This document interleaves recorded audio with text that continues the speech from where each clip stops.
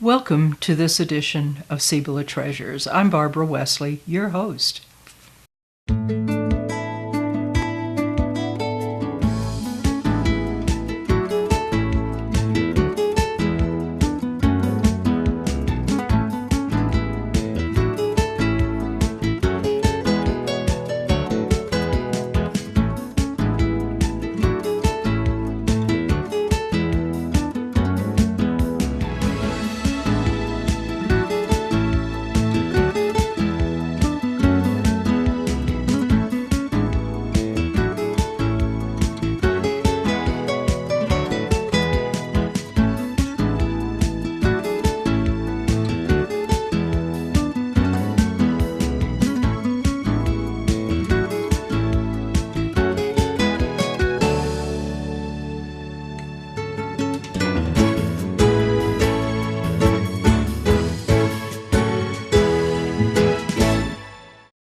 Many of you know Josh Baca. Some folks in town call him Coach Baca.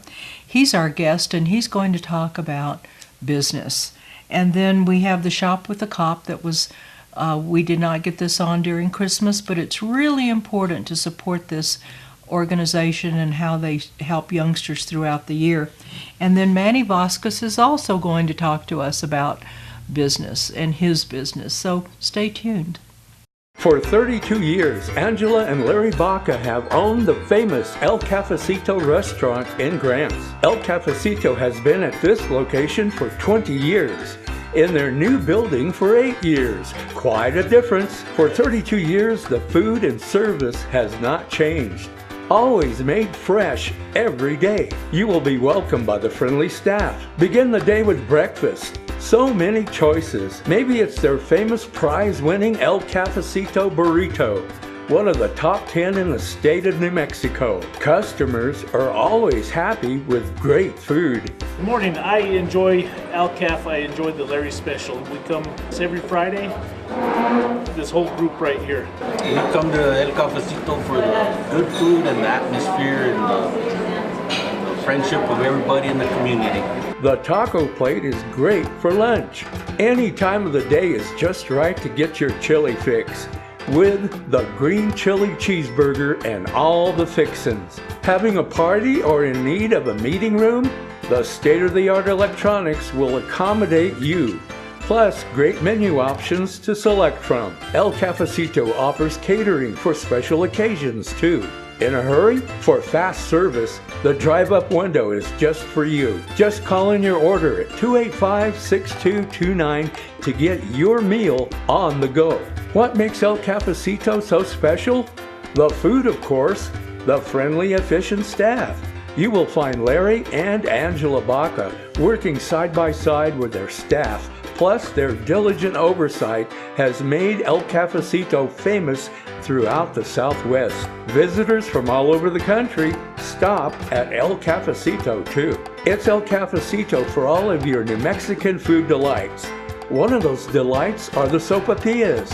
For 16 years, San Juan de Montoya has been preparing them fresh every day. Just the right dessert to end your meal. El Cafecito is located at 820 East Santa Fe Avenue or call 505-285-6229 to place your to-go order or to schedule your next event. Fast, reliable internet is here, and it's local. My name is Robert Windhorst. When my wife went back to school to become a teacher, our internet service was terrible. Sacred Wind came into our area and we signed up. It is great service. Hi, I'm Amanda Valdez and I am a teacher. Thinking of pursuing my master's degree, I knew that it couldn't have been possible before. Sacred Wind Internet made it possible to obtain my degree online. Connect 66 Internet. Fast, reliable, and local. Powered by Sacred Wind.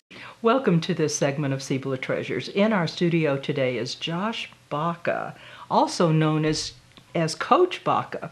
And what are you coaching? I've coached football now for 4 years, going on 5. Okay, so is that your passion? It's definitely a passion. Right, you have many of them, don't you? I do. Okay, well, let's talk a little bit about your family history. So tell us about, where did you grow up? Born and raised here in Grants, New Mexico. Went to elementary, junior high, and high school here. Left to play college football up in Colorado, Adams State. Did that for a year. But then I decided I wasn't the biggest, strongest, meanest guy out there, and injuries were catching up to me. I said, well, I want to be able to walk when I'm 30, so I better, retire from this. And I transferred to UNM, got my business degree at Anderson School of Business, and after that moved up to Montana. Was up there for several years, and my parents decided to build what is now the third building of El Cafecito, and I moved back to Alpha Mountain. Now I've been back about 12 years.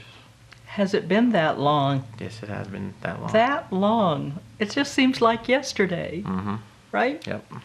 Well, I know that, Anderson School of Business has a tremendous reputation for producing really great business managers, with business acumen, whether they go into whatever they might go into, right? And so when you finished up your degree, what was it that you wanted to do with that degree? To be honest, the reason why I got a business degree is because it's what made sense to me in school. I tried to do the biology route and become a dental hygienist, and those classes, it wouldn't stick. Business made sense to me. And so I said, well, I better follow that avenue. You can always find a job in business because business involves every facet in the world. And so that's why I went the business degree instead. Okay, all right. So in Montana, how did you get to Montana? While I was in college at UNM, University of New Mexico, in Anderson, I had family that lived up in Absaroka, Montana, which is about an hour from Billings. Okay. And the closest town to the Stillwater mine, which is a palladium platinum mine. And I applied to do an internship there over a summer.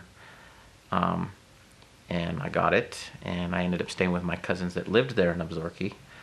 And I fell in love with it. It took me one summer, and I was hooked. sold. Right. So. Right. Okay. So after this internship, did you go to work for the mines? No, I finished the internship over the summer and went back to New Mexico, University of New Mexico, and got my degree. It was just a summer internship.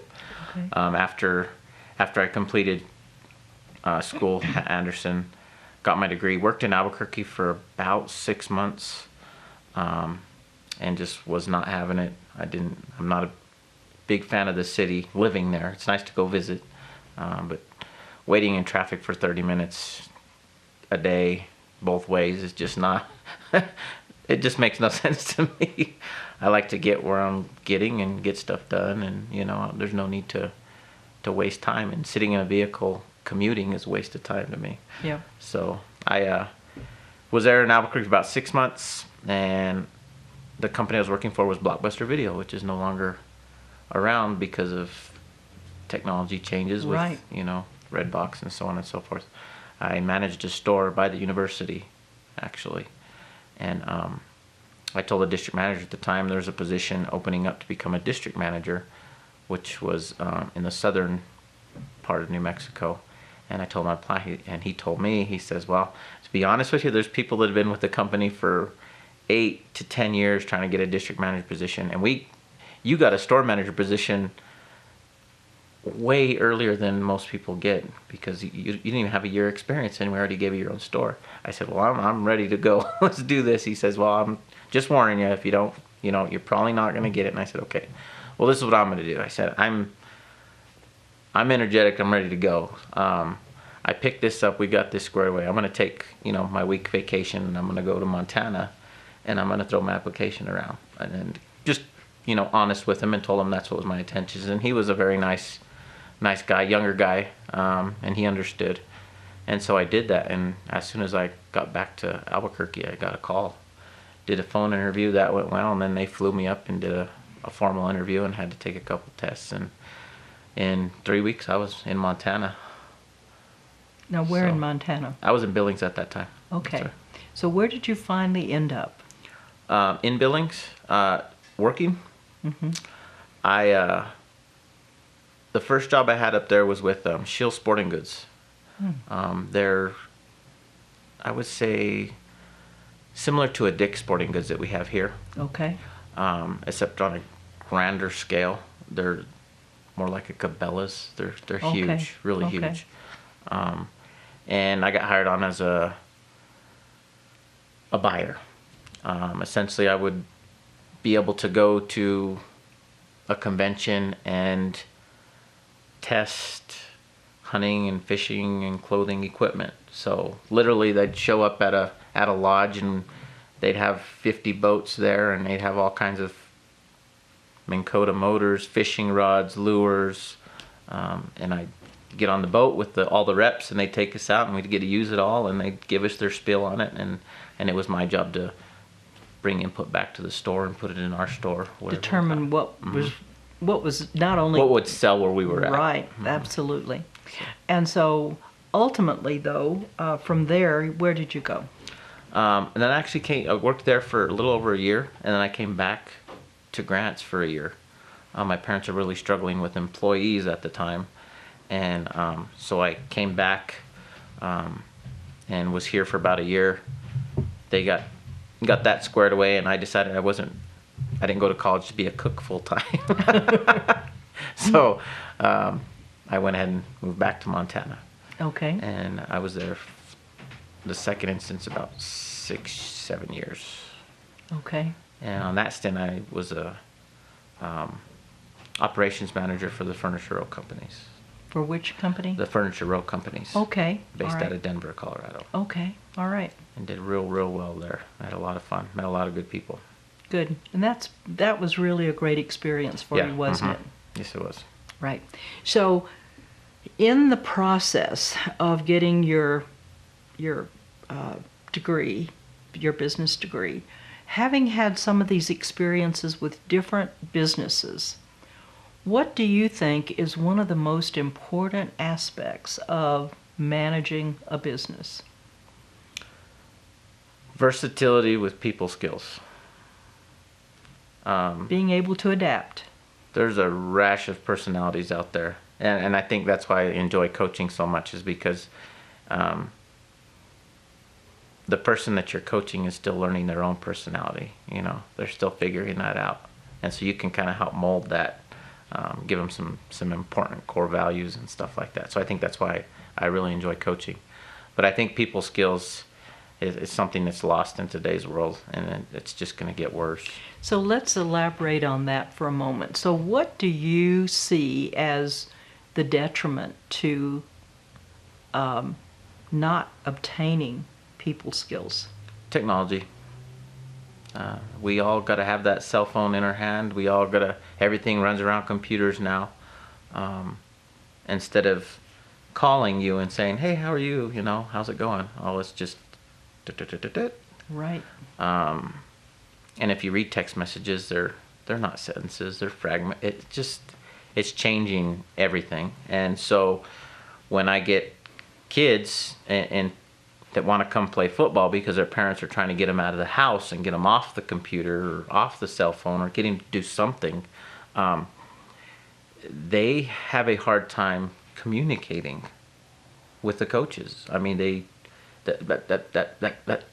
really get giddy, and it's good for them. It really is. I understand that very, very clearly. For a number of years, I headed the literacy program here, and one of the things we would do is, I need you, our office was down on Roosevelt, and I would say, why don't you give me directions on how to get to the post office? Mm-hmm. Don't know the name of the streets. Well, you go down the one way. Well, we have several one-way streets in our community. Which one way?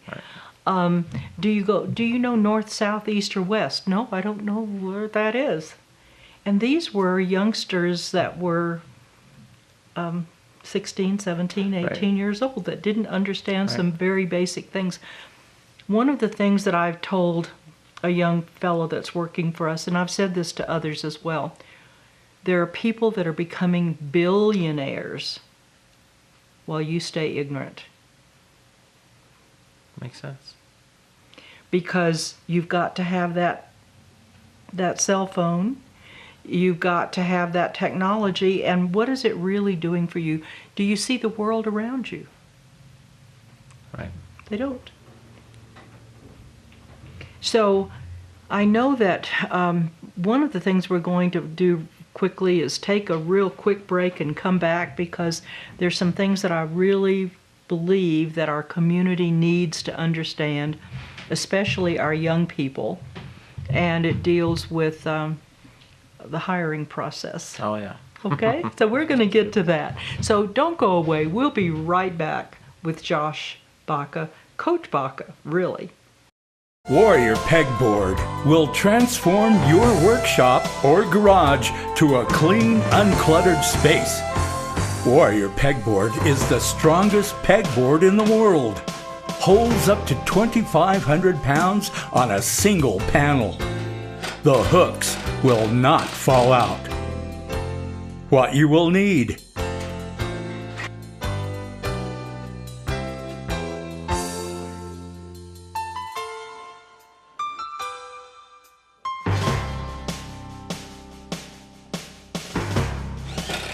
select the size, anchor to a stud, admire your handiwork. Warrior Pegboard's strong, sparkling appearance was designed by a veteran. Each piece of your Warrior Pegboard system is made in America. For sizes, prices, and shipping information, just select Warrior Pegboard at Amazon.com, Walmart.com, Jet.com, or DiscountRamps.com. For wholesale, military, and government sales, contact John Wesley. Welcome back to our interview with Josh Baca, also known around our community as Coach Baca. And we're talking about the dilemma that and there are many of them, that our young people face in regards to today's technology. So I don't know if I said this on air or not, but I've said to many of the young people that there are those that are becoming billionaires while our young people stay ignorant. And so they are addicted to computer games, they're addicted to that smartphone, they're addicted to the computer, and they don't really understand what's going on in the world around them, or how to navigate that world really and truly without the aid of technology. Correct. Now, I mentioned before, I love maps. I do. For years and years and years, I belonged to AAA, and we had these triptychs, and it would tell you all the things in and around the map that you'd been given on places to stop and go visit and see, right? Right. But with, what do they call these programs that do the maps on the cell phone? App. Well, I know, but there are some of them that just do nothing but tell you where to go. Anyway, my daughter and son-in-law were here a couple of years ago, and they wanted to go see this play in Albuquerque. Christmas, a really wonderful performance. Well, they don't read maps. I knew exactly where we needed to go because it was on UNM campus. It was in the theater. But their technology told them to turn left instead of right.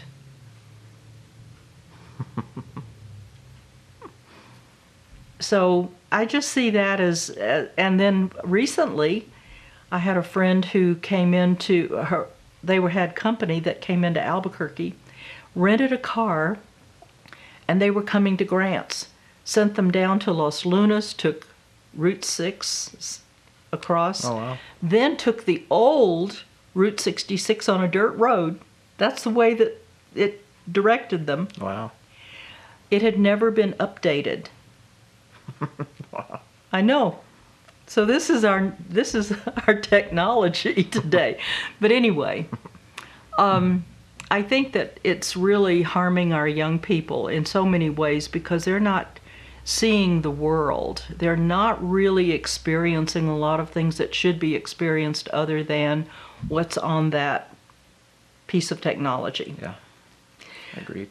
So you have become what I consider to be an expert in the hiring field, right? I don't know about that. But you have a system, you have a method.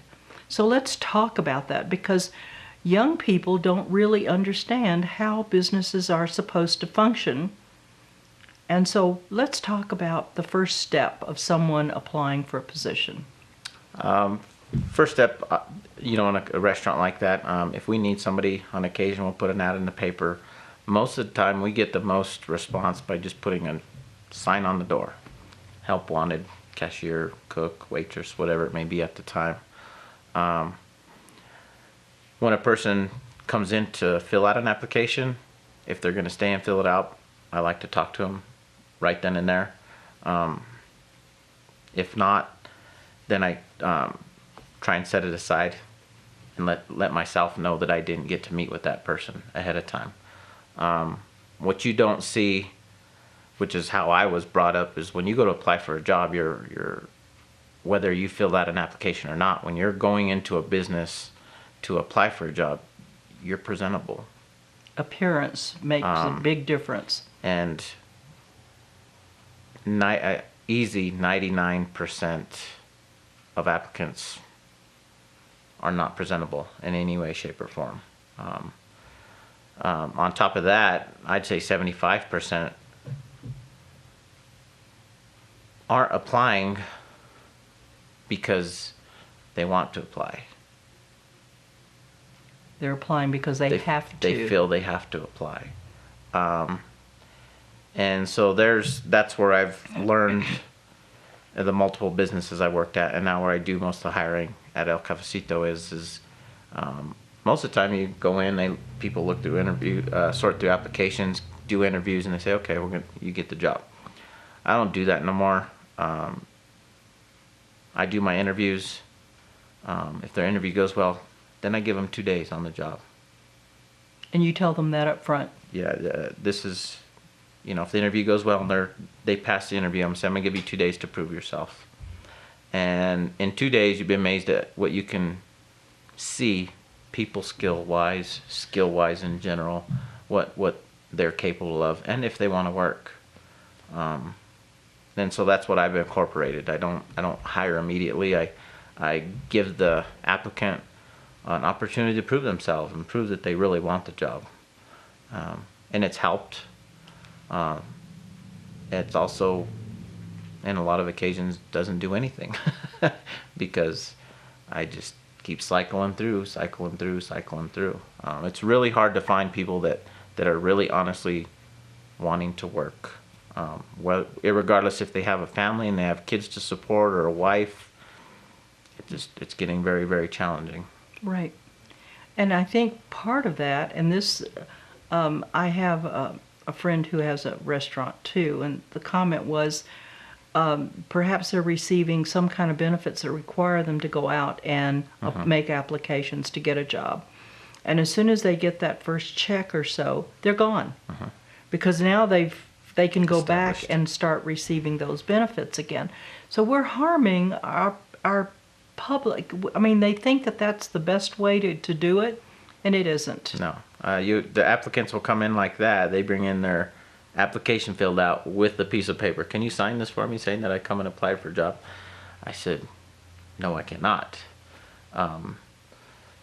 If you really wanted the job, you wouldn't have brought that. This is a supplement.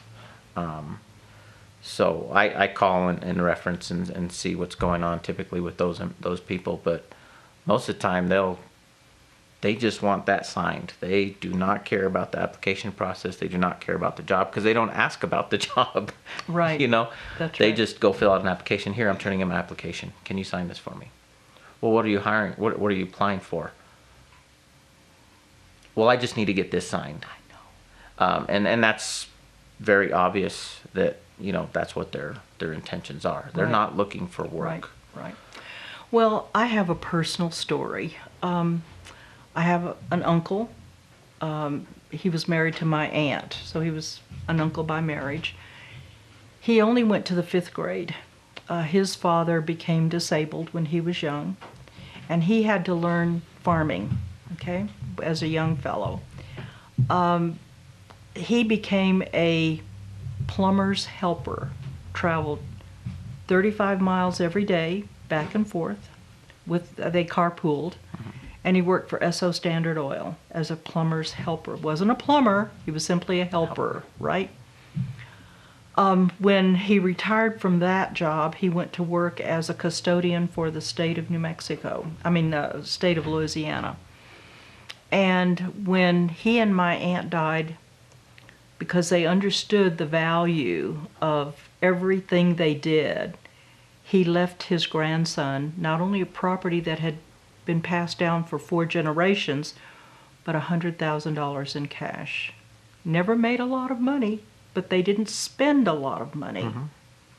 And and in his older years, he not only gardened for himself, but for relatives that were, especially women that were left, widows that were left, he would go and prepare their gardens for them every year too.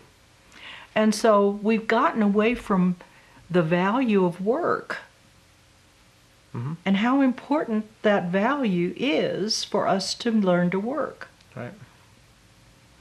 The people skills.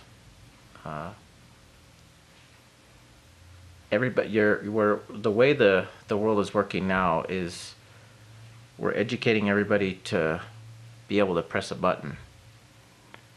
But what happens when your pipe's leaking?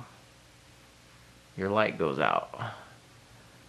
That's why it's so expensive, because those jobs are in such high demand. There's no people with those skills or trying to go learn those skills.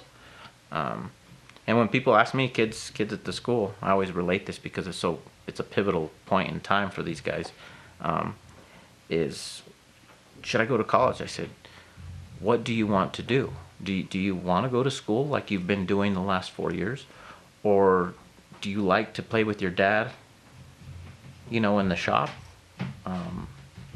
What kind of construction did your dad ranch? Do you guys have cows?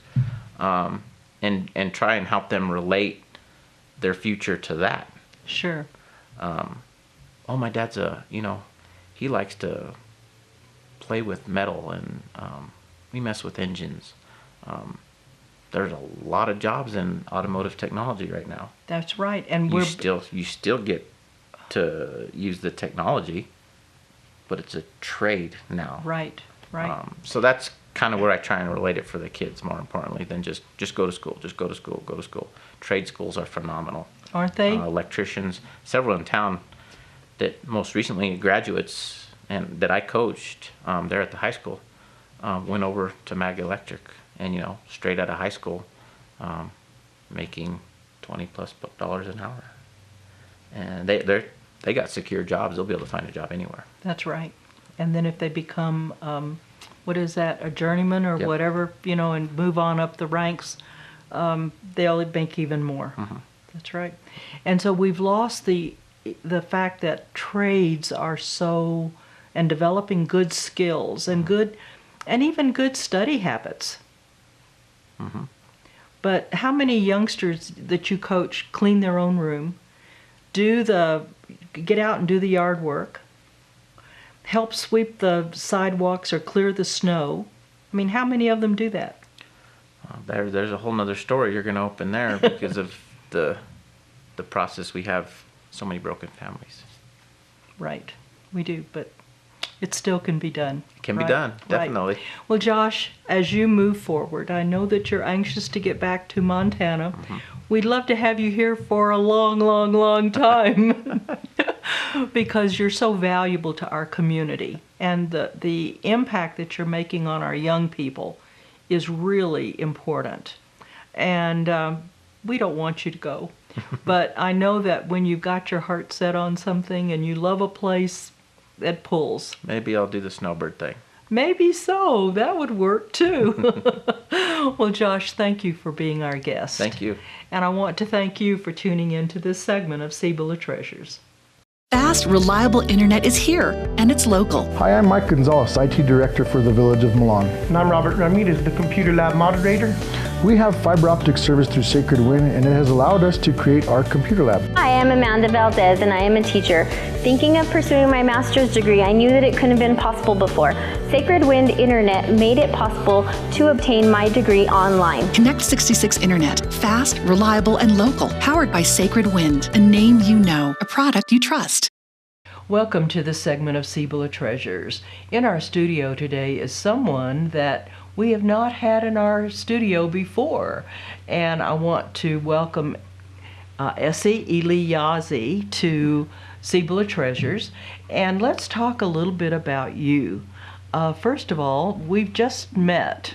And so I don't have a lot of I haven't had an opportunity to really get to know you.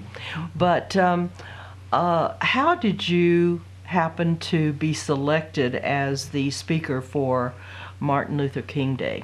I was selected as the speaker for the Martin Luther King Day event by Dorothy Pogues. Her and I are in a group together. Okay. And she had asked me about 2-3 months ago if I would be the keynote speaker, because I do a lot of speaking at my church and things like that. And because the group that we're in, she asked me if I can come do it this year.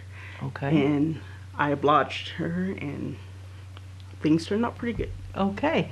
So you're not originally from Thoreau. Currently you live in the Thoreau area. Yes. And where did you grow up? I grew up in San Diego, California, and I moved to Thoreau, New Mexico approximately 22 years ago. Okay. But how did you come to be in Thoreau? My husband, who is a Navajo Native American, he lives here, and because we're married and whatnot, we moved here, and we've been here ever since. Okay. So how did you meet Mr. Yazzie?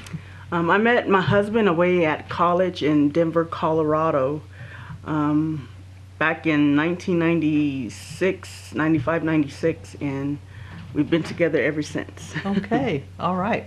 So let's start out with, I have a copy of the speech that Essie wrote for the Martin Luther King Day, and we're going to hit some of the highlights of that speech. So what happened 50 years ago?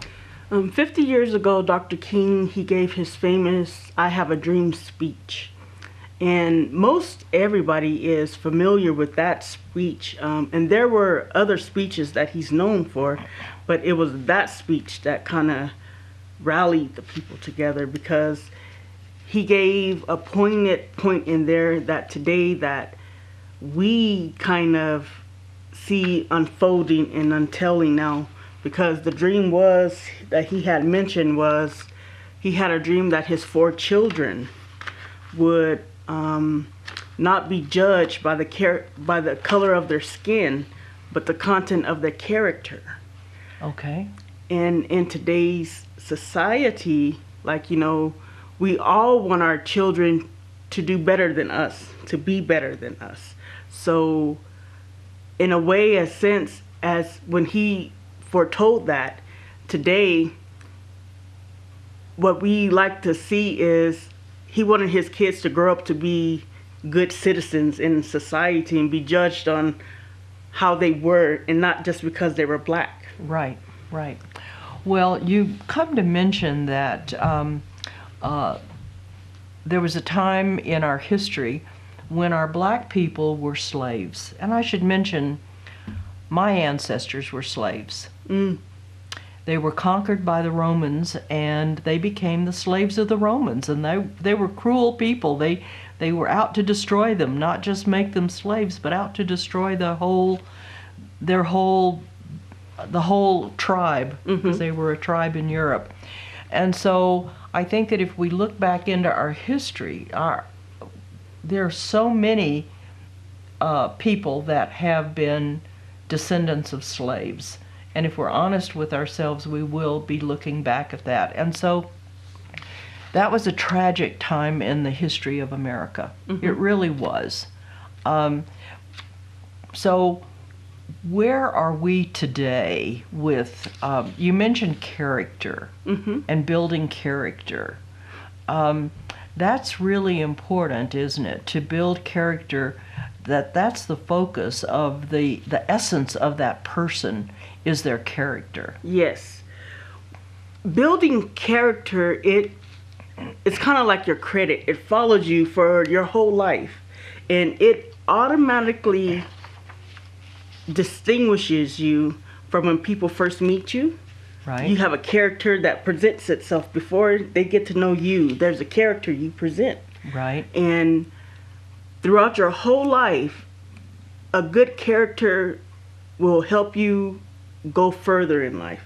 Because if people can trust you, then they'll be more apt to entitle you to more things. That's right. More doors open up. Right. More doors are open to you, whether you be black, white, color does not matter, but your character does. That's right. And you can sleep good at night with nothing weighing in on your conscience that I did something that was so horribly wrong that, I can't get over it. But if you have a good character, you know to go to someone and apologize because that's in your character. That's who you are. Right. And it's woven in your DNA that way. Sure. Now you mentioned Proverbs 22:1. And what does that proverb talk about? It says a good name will get you further. It means like a good reputation is better than wealth. That's right. It says, I think if I recall it, it's better than gold. Gold. Right. So that reputation that we build is really important. Right. And then how do we go about building a reputation? How do you go about instilling that in your children, in your community? I think the number one thing is the elders, the grandparents, the mothers, the fathers, the aunties and uncles. They have to teach their children their history. Before anybody else teaches it to them, they have to teach them their history. Because yes, the schools will teach history and they'll teach them about slavery, they'll teach them about those things, but they're going to leave a chunk out of that. That's right. And they're not going to tell them like, yes, we may have come over here on slave ships, and yes, we may have picked cotton and all that, but they're not going to tell them that it was immigrants who built America. Right. And stuff like that, that's important for them to know, that they're just not a piece of lack in history, but we have a point and place in history, and we deserve our place in history. That's right. That's right. Now, as we go on through your speech, what are we wanting to instill in this generation? You've mentioned character building, but what else for this generation? For this generation, I think they have to be aware of how they are presenting themselves, and if they're not aware of what happened because they haven't taken the time to really go back there. And some people are so far away, they really try to distance themselves from their history part of themselves. And I think things that are so important and out of line, like on YouTube and things like that, they watch, they're desensitized to things that are going on. And if we're not careful, if we don't try to sit them down and talk with them, we will start to see a repeat of history coming through again. That's true. And I'm going to stop you right there because many years ago we had a college student that lived with us. It's been over 30 years ago. Ultimately he became a pastor, but he and my son wanted to see Raiders of the Lost Ark. Okay? And so they invited, you need to come, Mom. You need to come see this movie. I walked out of there and my knees were trembling. I had never witnessed anything like that before. And today, I mean, there was no sexual content. It was just the activity that set me off. Okay, I was not accustomed to that kind of thing around me. And I remember walking out of the theater and my knees were trembling. Well, we see that you mentioned desensitization. our youngsters and even our adults have become so sensitized to the graphic content in television, in movies, that they just take it as if it's normal. Right, and it's not normal. It's not healthy. Right. And you cannot, I challenge almost anyone to look at any of our television programs today that are not so violent. And then we look around, well, why are we so violent in our country? Right. I mean, we see this and that's become the norm. And that should not be. It should not be, and it's sad when you see children as little as 5, 6, 7, 8 years old, like, you know, doing such violent things, and you're thinking, how is that possible? But and you wonder how they're going to grow up. How they're going to grow up, and it's because of what we've allowed, what we've introduced them to. That's right. And we don't really monitor because it's like a norm now. That's right. And it shouldn't be that way.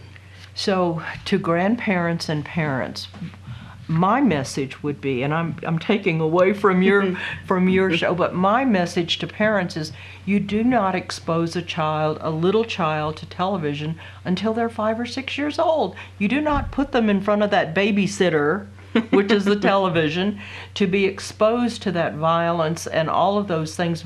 One thing I believe this very strongly is that even cartoons, the action is so fast, it programs the mind for that activity. Okay, and you see these kids that just can't sit still. Well, their minds have already been programmed for that activity to happen. So you send them to school and they can't sit still in school because they've already been programmed. And what teacher can respond every 5 seconds to something? They can't. Right.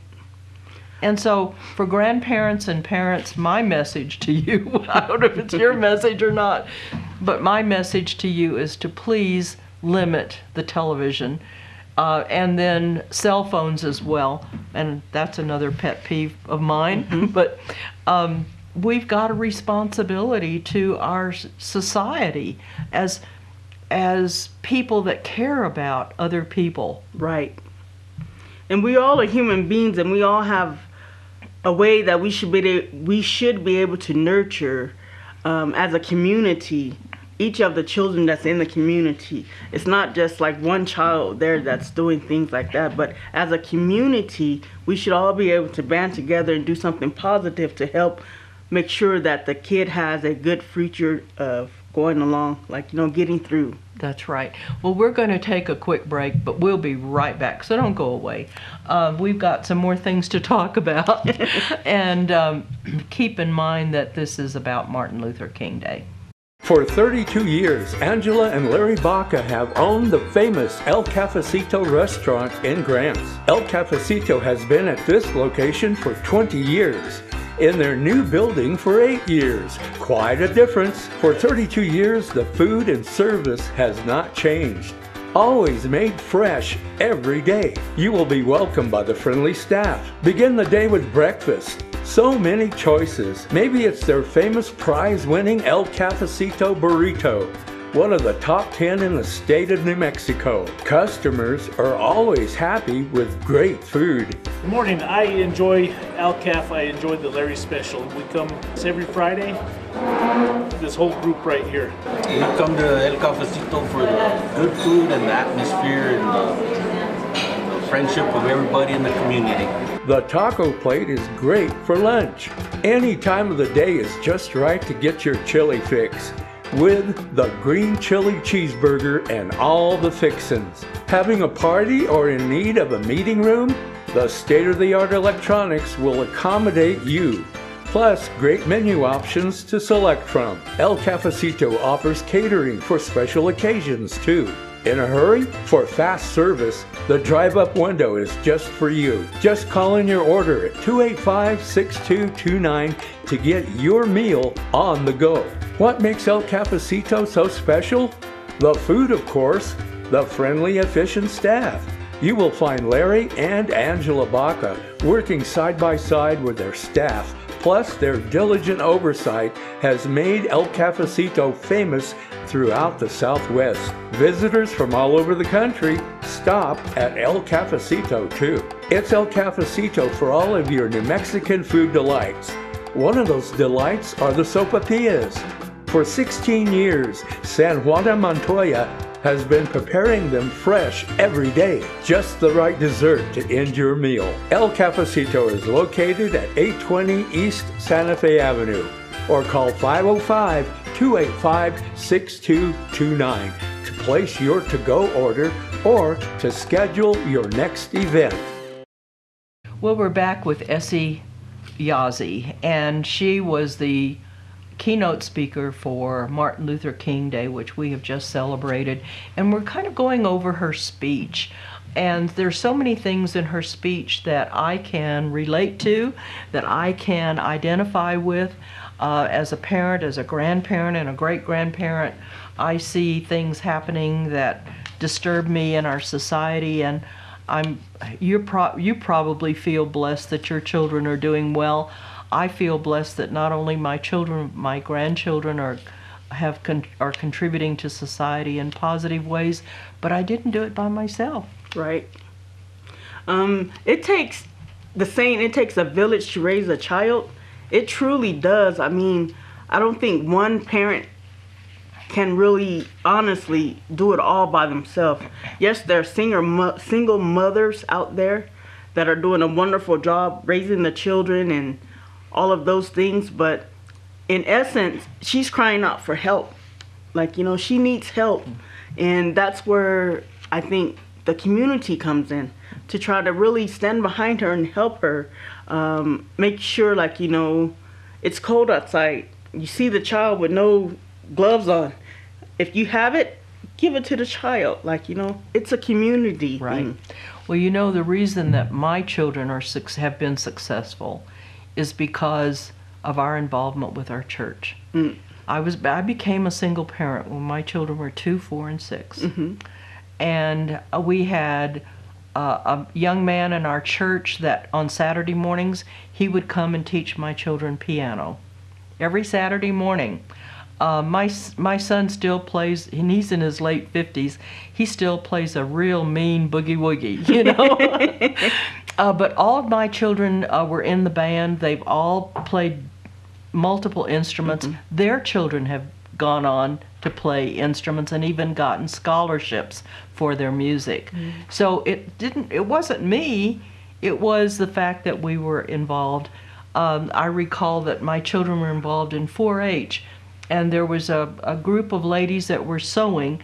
They taught my children how to sew, and they entered that into 4-H contest and won ribbons. Wow. So it wasn't just me raising my children, it was our church that had an impact on my family. Right. And like I said, it goes back to community. Both my children are also musically talented. My daughter plays 11 different instruments, and my son plays a whole slew of instruments also. And they were raised in church, and I'm not a single parent, but still that sense of community in church that has brought them to a place to say, okay, there's more to this than this. You don't have to go out and be doing this. You need to find a hobby or something to do. Let me show you something. Let me teach you something. And that's important because you use the word teach. The word for disciple is not discipline, it's teacher. Mm-hmm. And so we think, well, we have to discipline our children, but it's really we're teaching our children. And that reminds me of something that I see not happening in our society, that youngsters are not learning the value of work. Right. And so are they making their beds? Are they cleaning? Do they help with household chores? Do they know how to get out and rake the yard or plant a garden? Our youngsters are not being taught those things. They're not being taught to work. Right. And that's a sad thing, because now there's a sense of entitlement to everything. And one of the things that we mustn't do is spoil the kids so much that they can't do anything. Like, you know, they don't know how to be productive in society. They don't know how to, like, have an own apartment and pay the rent and do all those things because they've not been taught that. That's right. And it's our responsibility as parents to show them how to wash dishes, how to make the bed properly, how to do the various chores around the home, and help them, you know, if they need to learn how to mow the yard or rake or whatever it is, they need to be taught the correct way to do it. Right. Right. And patience. Patience goes a long way. I know a lot of parents, they say, oh, spanking a child and whatnot. Now, there is, I believe in discipline, but disciplining in a certain kind of way. Like my children, they never liked when I told them to do something, and all I told them was, I'm so disappointed, and I would just walk away. And that would really hurt them to think, because they never wanted to disappoint Sure. mother. Like, you know, because I never really spanked them. I never really, like, yelled at them or anything like that. I would just tell them, I'm so disappointed. And you know, I have seen parents yell at a child to do something without showing them how to do it. Mm-hmm. And then they say, and then they use abusive language toward that child when the child was never taught. Right. Teaching, practicing what you preach. And if you look back, keeping this like with Martin Luther King, if you look back, he practiced what he preached. He showed an example, because you're an example, they're going to follow that example that they see before them.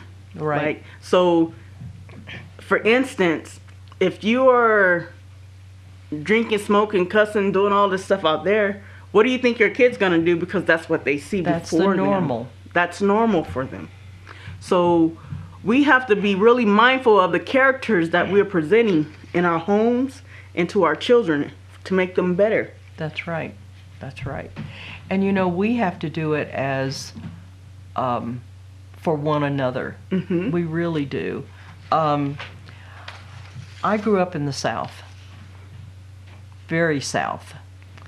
And the person I knew that loved me more than my mother was a black lady. Her name was Martha.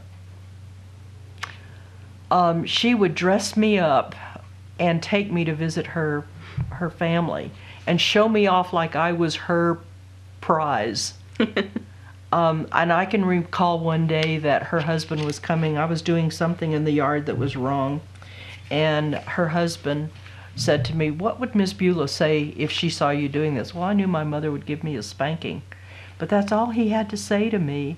I never did it again. Mm-hmm. I never did it again. But Martha taught me so much about how to treat people, how to love people, and she has been an example to me. I never had an opportunity to tell her. But I grew up I went to a segregated school. I lived in a segregated community. And I see the way in which she treated me was with respect and love. Mm-hmm. And that has been so important to me because I knew that Martha loved me. Mm-hmm. And the main thing to remember is when you're dead and gone, people are going to remember your character, how you treated them. And Dr. Martin Luther King, he knew, I think he was onto it early on, the character of a man makes him who he is. Right. And when you're not here anymore, when you're dead, people are going to remember your character. That's what they're going to remember about you. Right. So as we look at your closing points, what was the emphasis of your speech? What is it that you want to share with our audience and the things that we need to be presenting to not only children, because in many ways this is geared toward how we're going to focus on raising our children, but what about adults? Adults, we have a responsibility to ourselves to always make sure that we're holding up the utmost of our character's trait. because a lot of fighting and all that stuff, it can be resolved without violence. It can be resolved without a lot of animosity going into there if we are able to handle each other with love and compassion and just realize that it's okay to disagree. It's okay to have a difference of opinion. All those things are okay, but it's how you react to those things. It's how you choose your character to be with those issues. Right. That we can all get along in a way as such. The world was meant here for all of us to be together. Right. I've often said, and I've said this to my children, what would God say about, if we're all created equal, how would God say that, how disappointed is he in our treatment of one another? If we're all created equal and we're all God's children, what is his reaction to the way in which we treat one another? It breaks his heart, because remember that first commandment, do unto others that you would do unto yourself. You treat yourself good. You feed yourself every day. You bathe yourself. You give yourself basic necessities, right? You don't starve yourself every day, right? And if you see somebody who has less than you, are you going to just let them starve because you think they're inferior to you? Right. No, that's not what human beings do. Animals treat each other better than that. Right. And we can do better. America, we can do better than what we've been. Right. Well, I thank you for being our guest today and for bringing this message to those that attended the Martin Luther King Day. And I look forward to getting to know you better. I think that you have a tremendous opportunity to share what you believe and how we should respond to one another and what the future of our community can be. Well, I thank you for having me here today and allowing me to share my message. Let's love one another. Be good to yourself and be good to one another. Right. That's what I would say. Yeah, thank you. Thank you. And thank you for tuning in to this segment of Cibola Treasures.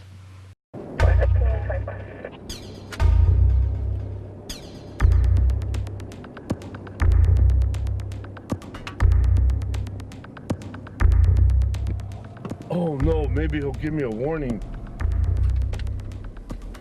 108 regional. I'll be on a traffic stop.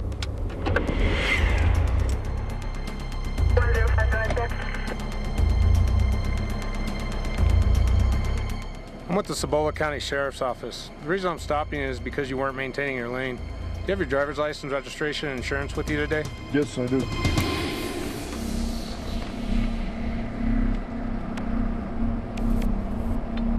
Sir, have you consumed any alcohol today? No, I haven't. I can smell alcohol coming from the vehicle, sir. Are you sure?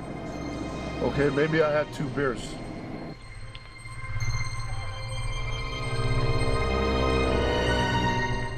Sir, place your hands behind your back for me.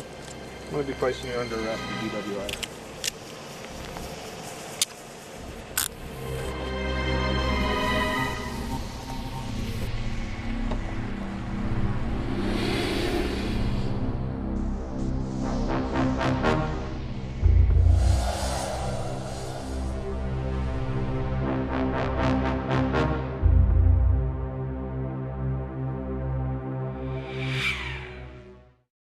As we begin a new year, we are looking forward to all of the great things that our community can be involved in.